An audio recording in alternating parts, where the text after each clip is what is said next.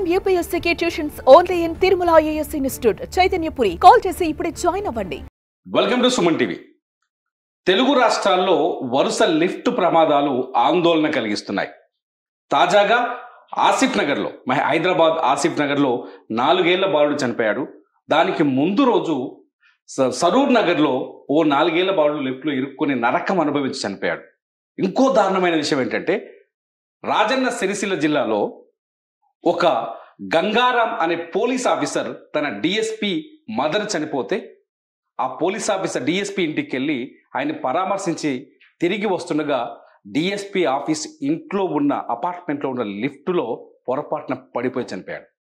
ఈ 3 ప్రమాదాలకి కారణం లిఫ్ట్ మ్యానుఫ్యాక్చరింగ్లో లోపాలు, అట్లాగే తెలంగాణలో లిఫ్ట్ అండ్ ఎలివేటర్స్ కోసం ప్రత్యేకమైన చట్టం లేకపోవడం, లిఫ్టుల నిర్వహణ, లిఫ్టుల బిగింపు పైన ఎవరికి నిబద్ధత లేకపోవడం, ఇంకొకటి వచ్చేసి లిఫ్టుల తయారీలో భయంకరమైన లోపాలు ఉండటం, కనీసం బిఎస్సి గుర్తింపు కూడా లేకుండా లిఫ్టుల్ని అమ్మటం. ఇన్ని లోపాలన్నీ కలిపి మానవ ప్రాణాలకు ముప్పుగా ప్రమాదంగా మారుతున్నాయి. లిఫ్ట్ అనేది చిన్న విషయం మామూలుకి, కానీ సామాన్యుడికి అతిపెద్ద సమస్య. ముఖ్యంగా పసిపిల్లలతో అపార్ట్మెంట్లలో జీవిస్తున్న వాళ్ళు లిఫ్టుల పట్ల జాగ్రత్తగా ఉండాల్సిన అవసరం ఉంది. లిఫ్టుల నుంచి భద్రత కావాల్సిన అవసరం కూడా ఉంది. మరి ఎవరు ఈ చట్టాన్ని ఈ భద్రతను తెచ్చిపెట్టేది? ఈ మార్పు ఎలా రావాలి? ముందు మనం మారాలి. ఆ తర్వాత ప్రభుత్వాలు ఈ లిఫ్ట్ అండ్ ఎలివేటర్స్ పైన ఖచ్చితంగా ఒక పటిష్టమైన చట్టాన్ని తీసుకురావాలి. లిఫ్టుల బిగింపు పైన, లిఫ్టుల పైన, ఎలివేటర్స్ పైన చట్టం కావాలి. ఎందుకంటే ఒక తెలంగాణలో, గుజరాత్లో ఉంది, మహారాష్ట్రలో ఉంది, పశ్చిమ బెంగాల్లో ఉంది, కర్ణాటకలో ఉంది, కానీ ఆఖరికి మన ఆంధ్రప్రదేశ్లో కూడా ఉంది. కానీ తెలంగాణలో ఇప్పటి వరకు లిఫ్టుల పైన ఎటువంటి చట్టం లేదు. ఉమ్మడి ఆంధ్రప్రదేశ్లో ఉన్నప్పుడు లిఫ్టుల కోసం ఒక ప్రత్యేక చట్టాన్ని రూపొందించినప్పటికీ, ముసాయిదా బిల్లు తయారైనప్పటికీ ఆ దశలోనే ఆగిపోయింది. ఆ తర్వాత ప్రత్యేక తెలంగాణ ఏర్పడిన తర్వాత తెలంగాణ లిఫ్ట్ యాక్ట్ అని 2015లో అసెంబ్లీలో బిల్లును తీసుకొచ్చారు. కానీ ఇంతవరకు అది సభ ఆమోదానికి నోచుకోలేదు. ఈ నిర్లక్ష్యం ఎక్కడి నుంచి మొదలవుతుంది? ఈ నిర్లక్ష్యం ప్రభుత్వం నుంచి మొదలు పెడితే, బిల్డర్ నుంచి మొదలు పెడితే లిఫ్ట్ తయారీదారుల వరకు కొనసాగుతుంది. నాసిరకమైన లిఫ్టులను తయారు చేసి బిల్డర్లకు తక్కువ ధరలకు అమ్మటం వల్ల ఆ లిఫ్టులు మృత్యు శకటాలుగా మారుతున్నాయి, సామాన్యుల ప్రాణాలను హరిస్తున్నాయి. ఈ లిఫ్ట్ యాక్ట్ కోసం ఒక ఉద్యమం మొదలుపెట్టారు ఒక సోషల్ యాక్టివిస్ట్ మధు. ఆయనకు మద్దతుగా ఒక లీగల్ అడ్వైజర్ అష్రిఫా ఫాతిమా ప్రస్తుతం మన స్టూడియోలో ఉన్నారు. మధుతో పాటు ఫాతిమా గారు కూడా. నమస్కారం అండి. నమస్తే అండి. మధు గారు, లిఫ్ట్ యాక్సిడెంట్స్ వరుసగా చూస్తుంటే నిజంగా కన్నీళ్ళు వస్తున్నాయి. లిటరల్లీ నాకు అదే వయసు కొడుకున్నాడు. మొన్న సరూర్ నగర్లో జరిగింది కావచ్చు, నిన్న ఆసిఫాబాద్లో జరిగింది కావచ్చు. నిజంగా ఆ పిల్లల మరణాన్ని చూస్తే అన్యాయంగా, ఎవడో చేసిన తప్పుకి అన్యాయంగా 2 పసి ప్రాణాలు పోగొట్టుకున్నారు. మీకు ఏమనిపిస్తుంది? అసలు ఎందుకు ఈ ప్రమాదాలు జరుగుతున్నాయి అనిపిస్తుంది? దీని యొక్క కారణాల కింద 3 కింద విభజిస్తామండి. ఒకటి వచ్చేసి మీరు ప్రధానంగా మాట్లాడింది is not having a system, ఒక సిస్టమ్ లేకపోవడం. రెండోది is quality conscious and labour conscious. మూడోది ఈజ్ పబ్లిక్ అవేర్నెస్. ఓకే, ఈ 3 కలిస్తేనే మనకి ఇవాళ ఈ సిచ్యువేషన్స్ అనేది లైమ్ లైట్ లోకి బయటకి వస్తున్నాయి. ఇవాళ మనకి యూట్యూబ్లు, media and more importantly social media ఉండగా ఇన్ని బయటకు వస్తుంటే, రానివెన్నో పూర్వకాలంలో జరిగిన ఎన్నెన్నో ఇవన్నీ కూడా మనకు బయటికి రాలేదు. ఎన్నో ఇన్సిడెంట్స్ నా కళ్ళ ముందర జరిగింది, నేను ఎక్కడ మీడియాలో చూడలేదు. మీరు మీ ఆఫ్ స్క్రీన్ లో షేర్ చేస్తున్న విషయాన్ని మనకెక్కడ మీడియాలో బయటికి రాలేదు. 30% బయటకు వచ్చింది అనుకున్నా, ఇంకా 70% వార్తలు ఎక్కడున్నాయి? దానికి ఎవరేం చేస్తున్నారు? మనకేమవుతుంది అనే కాన్ఫిడెన్స్ బాగుంటుంది. మనకు అయిన రోజు, మనకు కావాల్సిన వాళ్ళకి అయిన రోజు, మన కళ్ళ ముందర అయిన రోజు ఇంపాక్ట్ అనేది మనకి ఉంటుంది. అది అయ్యింది కాబట్టి 1 కాదు 2 కాదు, ఒక 10-15 సార్లు నా కళ్ళ ముందర అయ్యింది. కాబట్టి I thought I should team up and I have taken support from Asraji for bringing in betterment in at least one social awareness campaign. Okay. ఇది చాలా ఏమవుతుందిలే మనకి అనే ఒక సబ్జెక్ట్. కార్లల్లో we have system, building structure లో కొద్దో గొప్ప ఓసి అనే పేరుతో ఇవాళ రేరా అనే కమిట్మెంట్ తో దేర్ ఇస్ సిస్టమ్. లిఫ్ట్ అనేది ఒక థర్డ్ పార్టీ ఎస్టాబ్లిష్మెంట్, ఎక్కడైనా కానివ్వండి. అవును. థర్డ్ పార్టీ కాగా అది ఫిఫ్త్ పార్టీ అయింది. దాని మీనింగ్ ఏంటంటే ఒకతను, ఒక కంపెనీ, ఒక సంస్థ తయారు చేస్తే ఇంకొకళ్ళు కస్టమర్కి అమ్ముతారు. ఎవరైతే అమ్ముతారో వాళ్ళు ఇంకో 10 మంది కాంట్రాక్ట్ లేబర్ ని హైర్ చేసి ఇన్స్టలేషన్ కి వాడుతున్నారు. ఓకే. దీని వల్ల ఏం జరుగుతోంది, ఎక్కడైతే లిఫ్ట్ తయారవుతోందో అక్కడ క్వాలిటీ ఉంది అని అనుకుందాం. ఓకే. అజ్యూమ్ చేద్దాం క్వాలిటీ ఉందని చెప్పి. ఓకే. ముందరికి వెళ్ళేసరికి స్టెప్ వైజ్ వెళ్ళేటప్పటికి ఇన్స్టలేషన్ లో, సూపర్విజన్ లో, అండ్ మోర్ ఇంపార్టెంట్లీ ఎస్టాబ్లిష్ అయ్యేటప్పుడు when it is being seated in it's space, అక్కడ ప్రాబ్లం జరుగుతుంది. ఓకే. దీన్ని మనం మిటిగేట్ చేయాలి. ఈ రిస్క్ ని మనము ఎండ్ యూజర్ కి ఏమీ ఇబ్బంది కాకుండా ఆర్ 90% సక్సెస్ రేట్ తీసుకురావడానికి ఒకటే ఒక system is bringing in a standard operating procedure. Okay. Standard operating procedure industries లో ఎంత ఇంపార్టెంటో, మన డైలీ లైఫ్ లో ఎంత ఇంపార్టెంటో, గవర్నమెంట్ నుంచి వచ్చిన రోజు మెట్రోపాలిటన్, అర్బన్ అండ్ టియర్ 2 ఈ 3 కేటగిరీ సిటీస్ ని మనం తీసుకుంటే we can mitigate risk by 70 to 75%. మేము ఎంతో దీని మీద స్టడీ చేస్తున్నాం. స్టడీ చేసినగా మాకు తెలిసింది ఏంటంటే లిఫ్ట్ యొక్క usage from the last 20 years graph చూసుకుంటే 200 to 300% పెరిగింది. అవును.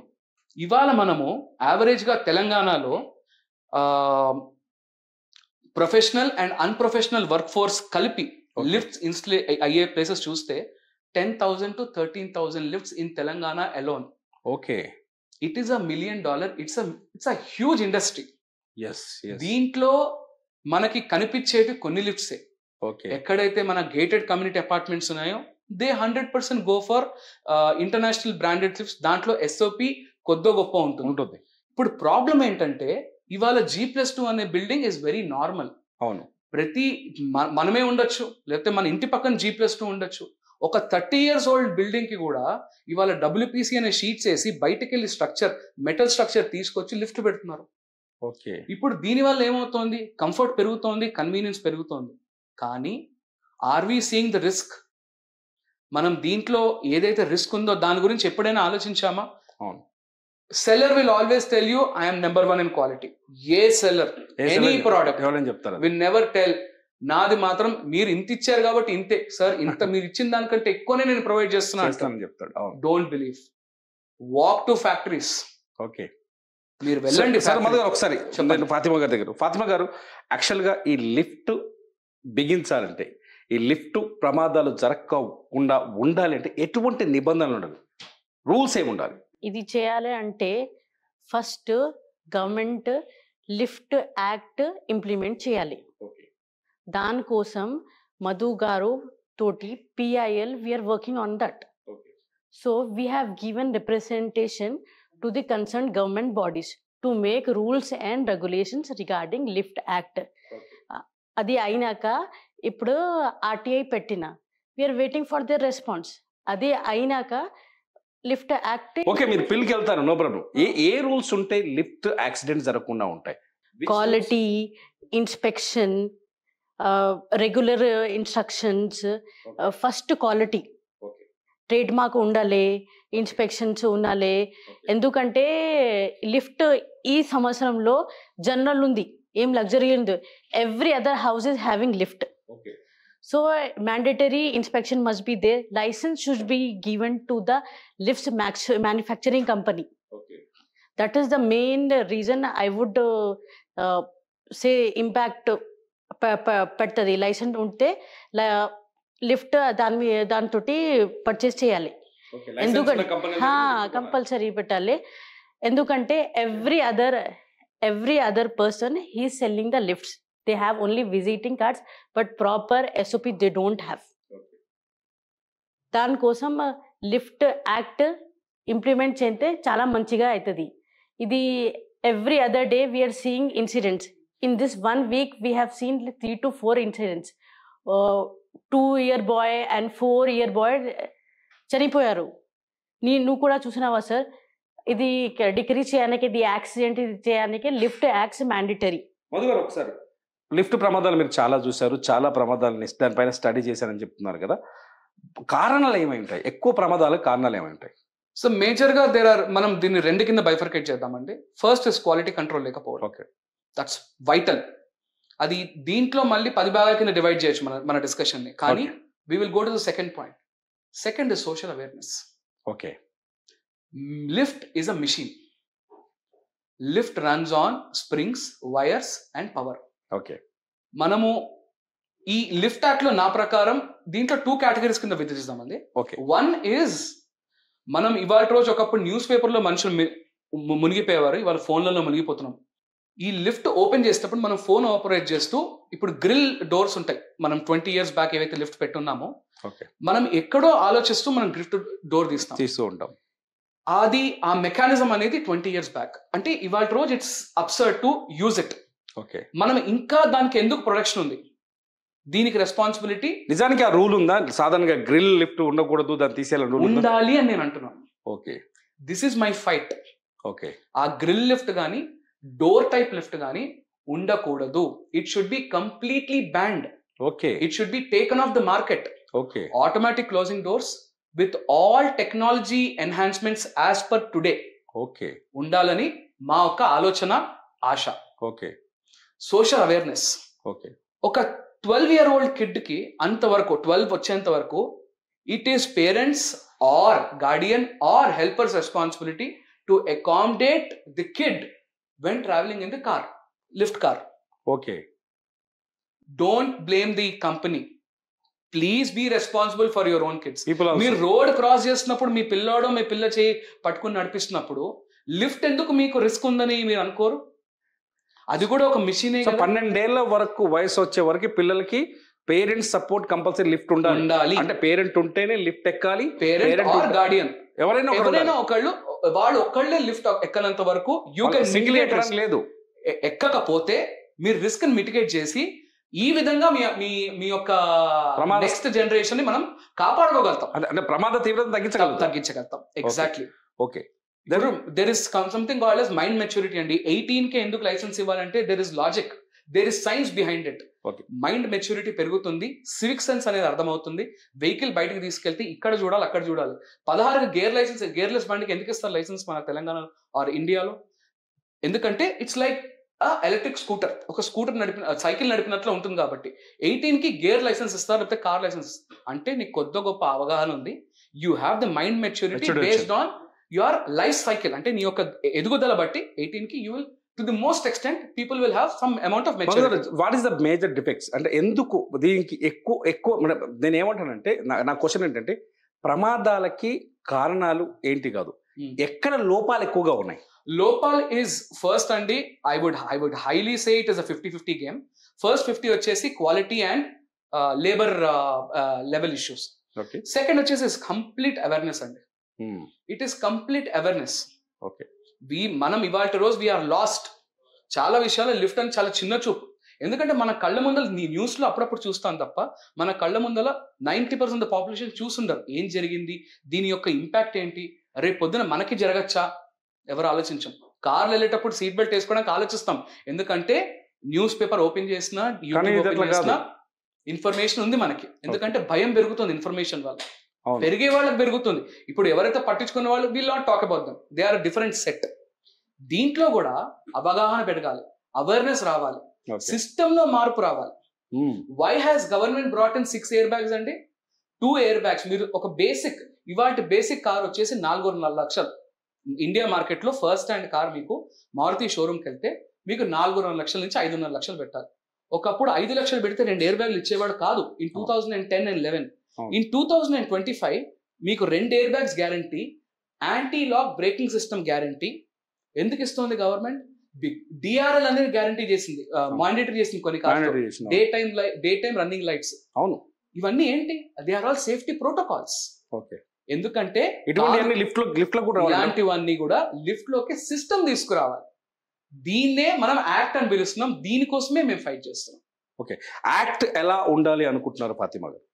యాక్ట్ ఎలక్ట్ ఉన్నాయంటే ప్రాపర్ రూల్స్ అండ్ రెగ్యులేషన్స్ ఉండాలి. ఉండాలి అంటే ఆ లిఫ్ట్ నడవద్దు. ఎవరెవరు పర్మిషన్స్ ఉండాలి? ఒక లిఫ్ట్ బిగించేటప్పుడు కానీ దాన్ని తయారు చేసేటప్పుడు కానీ ఆ యాక్ట్ని మీరు ఎలాంటి యాక్ట్ తీసుకొస్తే బాగుంటుంది? ఫస్ట్ ఆ మ్యానుఫ్యాక్చరింగ్ కంపెనీ లైసెన్స్ ఉండాలి, అది క్వాలిటీ ఇన్స్పెక్షన్ చేయాలి. And the seller also proper installation చేయడానికి service provider must be license, expertise must be there. So proper expertise must be there. So no layman should be involved in this field. So lift act ante proper rules and regulations undali. Emaita kuch bhi hua, anything happens in future. Okay, anything happens in future, so they'll be responsible, they'll have fear, the quality they are providing, the risk factor people are up to, so they'll be liable for it. If they don't have any responsible, they'll not be liable. So proper rules and regulations should be provided through law. Therefore lift act implement cheyale. That is mandatory. It's high time. Endukante lifts ee samvatsaro general ledu, idi luxury ledu. Every other house, building, commercial area, they're having lifts. So rules and regulations should be implied. That should be kept mandatory. Madhu గారు, ఒకవేళ చట్టాన్ని తీసుకొస్తే చట్టంలో ఉండాల్సిన అంశాలు ఏంటి? మీరు ఎటువంటి అంశాలు ప్రతిపాదించాలనుకుంటున్నారు? సార్, మొదటిగా we have to be quality conscious. Quality conscious ki we have to bring in laws. That's important. Second is service. Lift anedi it comes with a cost. It comes with service. Dantlo kuda with wear and tear antam. Wear and tear ayye parts enno untai. It's not like fit and forget kaadu. Daniki motion undi, daniki friction undi. So kindaki paiki eltunappudu it is very understandable that dantlo konni parts wear and tear avutayi. Daniki manamu 2 years oka manufacturer warranty ichina, third year ki you should be ready. The association, the builder or the homeowner, మీరు 6 లక్షల నుంచి 10 లక్షల lift పెడుతున్నప్పుడు please invest on maintenance. మీరు ఒక 30,000 rupees అనుకోండి, దీని maintenance ఖర్చు అనుకోండి, దీని కరెంట్ బిల్ ఎలాగ మీరు తప్పక, అంటే మీకు ఆప్షన్ లేదు దాన్ని స్కిప్ చేయడానికి, ఇది ఉంది కాబట్టి దీన్ని కూడా కట్టండి. Please pay that AMC, safeguard yourself, safeguard your family. This is my expectation. Next అంటే ఇతర రాష్ట్రాల్లో, అంటే కర్ణాటక కావచ్చు, గుజరాత్ కావచ్చు, పశ్చిమ బెంగాల్ కావచ్చు, ఇప్పుడు ఆంధ్రప్రదేశ్ కావచ్చు, అన్ని రాష్ట్రాల్లో, కొన్ని రాష్ట్రాల్లో ఆల్రెడీ లిఫ్ట్ యాక్ట్ ఉంది. వాటిని మీరు పరిశీలించారా? అక్కడ ఉన్న మేము పరిశీలించడం మొదలెట్టాము.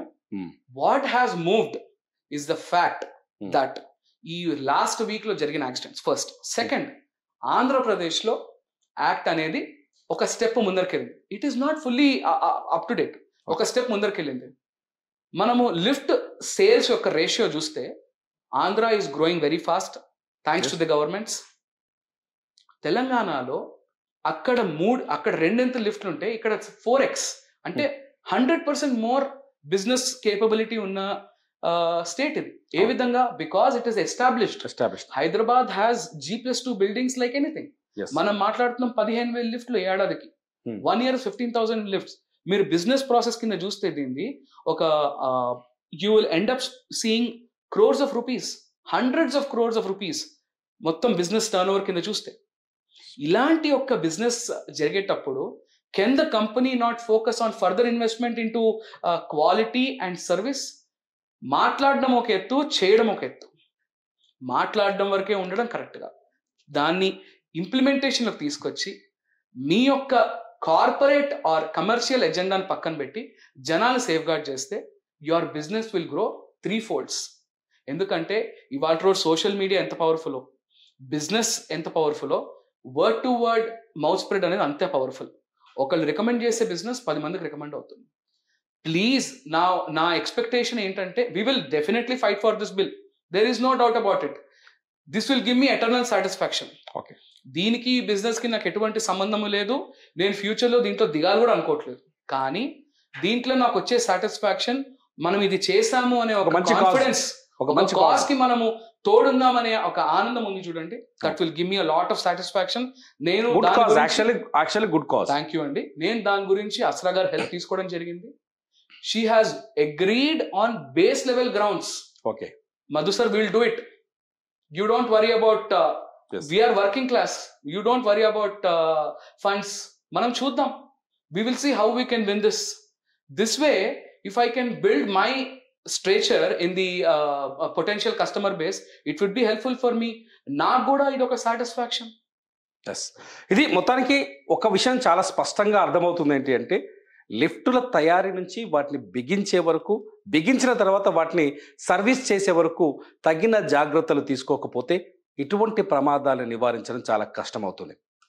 ఒక డేటా ప్రకారం 100 లిఫ్టుల్లో 100 లిఫ్టులు తయారు చేస్తే అందులో 100 లిఫ్టుల్ని బిగిస్తే అందులో 20 లిఫ్టులకు మాత్రమే బిఎస్సి మార్క్ ఉన్న లిఫ్టులు ఉన్నాయి. మిగతా 80 లిఫ్టులు నాసి రకం తాత్కాలికమైన లిఫ్టులు ఉన్నాయని డేటాలు చెప్తున్నాయి. సో ఇప్పటికైనా లిఫ్ట్ అంశాన్ని చిన్నదిగా చూడకుండా, లైట్ తీసుకోకుండా ఒక అతిపెద్ద సమస్యగా భావించాల్సిన అవసరం ఉంది. హైదరాబాద్ లాంటి నగరంలో సంవత్సరానికి 10,000కు పైగా 15,000 నుంచి 15,000 లిఫ్టుల్ని బిగిస్తున్నారు అంటే ఇక్కడ ఆ సమస్యని అర్థం చేసుకోవాల్సిన అవసరం ఎంతుందో మనం ఒకసారి ఆలోచించాలి. సో లిఫ్టుల విషయంలో అపార్ట్మెంట్ల వారీగా, అట్లాగే అసోసియేషన్స్ వారీగా, అట్లాగే లిఫ్ట్ కార్మికులు కూడా వీటిపైన దృష్టి సారించాల్సిన అవసరం ఉంది. ముఖ్యంగా ప్రభుత్వాలు లిఫ్ట్ అండ్ ఎలివేటర్స్ చట్టాన్ని తీసుకొచ్చి వీటికి కఠినమైన నిబంధనల్ని అమలు చేయాల్సిన అవసరం కూడా ఇక్కడ ఏర్పడుతుంది. ఈ విషయంలో మనతో డిస్కస్ చేయడానికి వచ్చిన మధు గారికి, ఫాతిమా గారికి ధన్యవాదాలు. Thank you sir. చూస్తూనే ఉండండి సుమన్ టీవీ.